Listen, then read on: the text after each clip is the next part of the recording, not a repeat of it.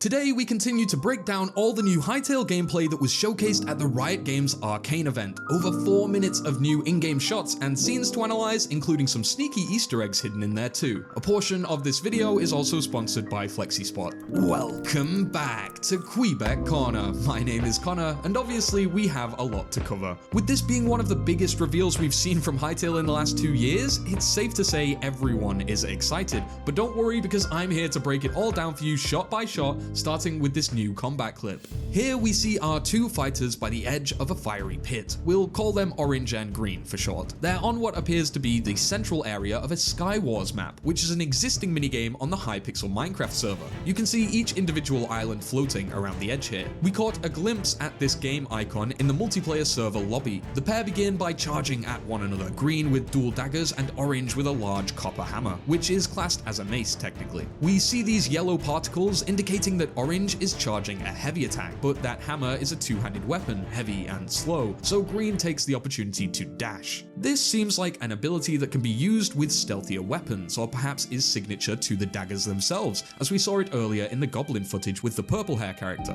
Orange takes 2 slashes to the back before managing to recover, and knowing that he needs to make some ground between them, then uses an alternate to the default swing attack, a hilt bash with the handle of the hammer, providing instant knockback. This is likely a signature ability that maces have, as we've seen it demonstrated previously. Of course, that doesn't hold off Green for long, as they then appear to trigger what seems to be the dagger's heavy attack, a dashing double stab that also pushes the user back afterwards to keep them safe. Obviously, using daggers means you need to get in close to strike, but being close for too long could put you in real danger. This is a move we saw Purple Hair fighting the goblins with last time, although as some have pointed out, the character here gets way more air than the purple-haired girl, who only seems to glide across the floor. It's as if the Green player jumped before using the ability, showing that you can combo movements and special weapon strikes for even more dynamic combat. Orange heavy attacks again, giving Green a proper whack, as that hammer does have a long swooping range, but that standard dashing ability seems to really help when recovering from the knockback. By striking one more time, Green triggers a special ability, indicated by this blue glow. This is a move which is unique to each weapon type, and is charged from consecutive hits. For daggers, the special ability is a rapid succession of 3 slashes, left, right, and then downward with both blades. This looks like a great ability to use in close combat, really tearing into the enemy while they're off guard. Of course, as soon as Green is done, Orange's hammer fully charges as well, prepared for its special ability, which we get a closer look at in this clip later on. The mace's ability is a supercharged leap, where the user smashes down their mace in a huge area of effect attack. While the dagger wielder dashes and slashes to try and stop this, Orange gets the leap in and Green takes a big blow. Notice also how we can see some great effects surrounding these attacks, not just the glowing yellow and blue, but the cracks on the ground, the dust particles and animations are just so crisp. Now, while Green does take a blow, they are able to dash forward once again to escape further hits. In general, Green is clearly the speed demon of this matchup, with an ability that lets them zip around.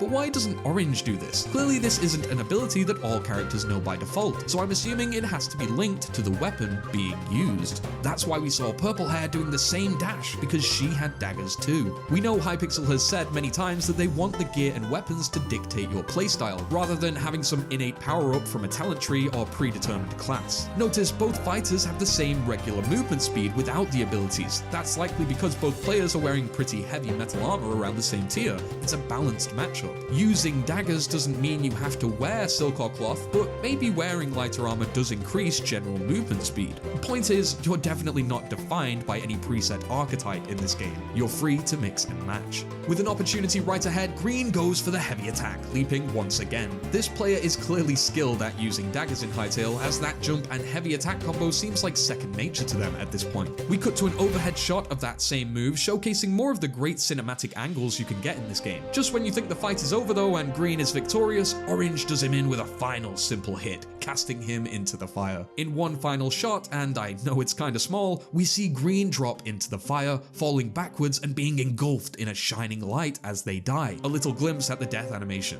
To be honest, a great overall demonstration of just how complex PvP interactions will be in Hytale. Next up, we see our first user interface for the world customization tools, which slowly draws back to reveal a player standing in zone 1 as the lighting is changed, the world responding in real time. We can see specifically that the sunlight colors are being manipulated here, not the textures of the blocks themselves. Obviously, the player's torch is still giving off a standard color glow. below. It's kind of remarkable, but this entire window is just for editing the weather of a single biome. We can see at the bottom it says there are server assets, and at the top we can see server weather grasslands, with this preset being called grasslands sunny, as in this is the file that would be loaded on a sunny day in the grasslands. We see a huge array of what are referred to as properties, including the light color and the color of the sun and moon itself. You can add glow and change the amount of scales. The skybox is even broken up into top, bottom, and sunset layers, allowing you extreme customization of the atmosphere itself. You can see to the right are color sample boxes, which are what you'd use to decide each color. For the sky, it even seems you can have up to 3, which may blend together to form a gradient. Below, there are some fog colors and height settings, but that's not all of it. By the looks of the sidebar, there's plenty still to discover, including settings for rain and storms, as well as clouds, which are hinted up here. Additionally, there seems to be a day timer, as well as a huge list of biomes, all of which have preset weather conditions. We see folders for drylands, firelands, grasslands, minigames, poisonlands, skylands, and snowlands. Obviously, excluding minigames, I think it's pretty safe to say that all of these folders refer to each of the zones of Orbis. These aren't biomes, but more like groups of biomes, dictated by their climate. Obviously, grasslands are Zone 1, drylands Zone 2, snowlands Zone 3, firelands Zone 4, but now it's finally confirmed that skylands are Zone 5 and poisonlands are Zone 6. Of course, we can't say this with ultimate certainty, but way back after the first trailer, we did have a huge theory about how Zone 5 could be flying islands and Zone 6 could be the corruption, which is spreading through the world. This was all based on the fact that each zone lined up with an element, and the 2 remaining were lightning and void. Judging by this, it appears that I and many other people in the community were right all along with our predictions. Furthermore, we see a breakdown of some of the biomes that make up Zone 1, such as swamps, sunny firefly grasslands, oak and autumn forests, azure woods, and cursed crypt graveyards. We've seen pretty much all of these before, except the graveyards, I believe, but it's still great to marvel at just how many there are. Caves clearly aren't missing out either, with 5 presets entirely dedicated to them. This does make me wonder though, what about the weather could be altered in a cave? I guess you could color the fog and even add spores and floating particles. We do see them later in the Goblin Chief footage after all.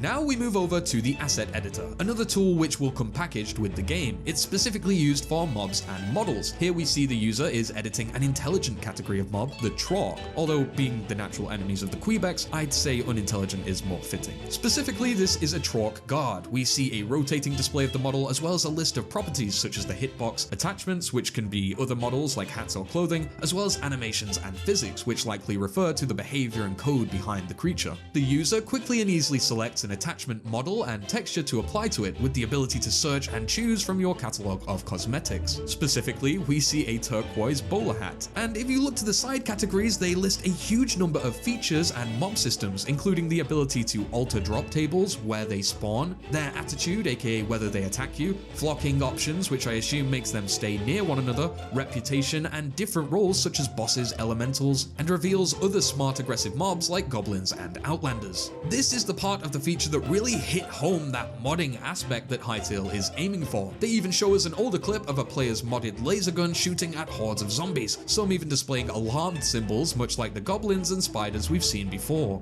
Next we see a large tower by the transition between a pinewood and rocky valley biome, the latter of which we see in more detail later on. There's an abandoned mine in the background, a farm up front, and a water well, which now that I think about it could be how we store infinite water sources. The purple-haired player then suddenly lifts up, revealing themselves to be in some sort of fly mode or creative. The animations are just so slick, with her body hovering and following along with each motion. Then the tower suddenly changes color, as if the player replaced all the blocks with a simple command. Perhaps you didn't notice that the player is using some kind of wand item in their hand to control this. We've actually seen a few of these tools before. These will likely be the world-shaping tools. Now we cut to a dinosaur, but not before I readjust my desk so that I can stand up for a bit and stretch my back out. Working on these videos ever since the news dropped has been hard work, and playing games for too long always leaves my body aching. So when FlexiSpot contacted me and offered a chance to try their professional height-adjusting desk, I jumped at the opportunity, but I didn't jump too high because my back still hurt at that point. Unlike Hytale, it arrived quickly however, and setting up the Pro Series E7 took less than an hour. It fit perfectly, the mechanized legs moved up and down steadily, and most important, it keeps everything stable. The point of the desk is to keep you active when still, by letting you set different heights to toggle between. And since the last few years have seen record numbers of people working from home, it's more important than ever to look after your health during long computer sessions. And yes, I know some of you people out there are asking why I don't just just stand up from my chair every now and then. But I've been using the desk for well over a month now, and as someone who works from a computer full time, just being able to release that tension with a press of a button, whilst also getting to carry on my intense game, exciting video, or focused work session uninterrupted has been such a weight off my shoulders, pardon the pun. Because of the more robust materials, they can hold a huge load, enough for your whole setup and then some. The E7 isn't the only model in the Pro Series either. There are a bunch of customization options and add-ons. Just click the link in the description or head to flexispot.co.uk for more. Now about that dinosaur. Fans of Hytale will know the fiery wastelands of Zone 4 hold a rich Jurassic jungle beneath, fit with T-Rexes and raptors aplenty. This one, watching 3 unsuspecting players pass by, we've seen before with the light glowing above its head, but now it seems to be wearing some sort of metal helmet. At first I thought this could be lore, but then I noticed the 3 players are also all wielding guns, 2 here and a pistol on the leading player. We've seen guns alluded to in Hytale, but only really when it comes to modding aspects of the game like laser guns or this jokey Kweebec image. We know there will be some advanced tech like hot air balloons and even propeller jetpacks, but would guns and cyborg robots really fit into the narrative of this fantasy world? My assumption is that this is actually some sort of game mode or mod, as Moo is talking about creative tools during this clip. Either way, I could totally see myself playing a Jurassic-themed hunter-survivor type thing like this, where all the dinosaurs are being controlled. As the feature moves on, we get to see the end of our hero's Goblin dungeon run. From the last video, we saw Purple Hair and Mad Scientist make their way into the depths of the caves, but now they're faced with the final boss room, a treasure trove guarded by a legion of goblins and their chief commander, sitting atop a huge pile of gold, armored to the brim with a funny assortment of clutter, a hammer forged from, books. We've of course seen this place once before in an image, but now we more closely glimpse the room as our heroes serpentine across a bridge. This goblin miner with a candle on his head turns to see the pair invading the stash made up of gold coins, metal parts, and an assortment of papers. 2 goblins wake from their snooze as they are alerted, and spores fill the room as the chief roars. Following this, we get some panning shots of player-made builds. These won't generate in-game though, a Sakura tree temple and a medieval castle, both made by members of the team. We've seen both of these quite some time ago now when we were shown examples of what builds are possible in Hytale when you know how. The scale being a particular note here due to the huge world height.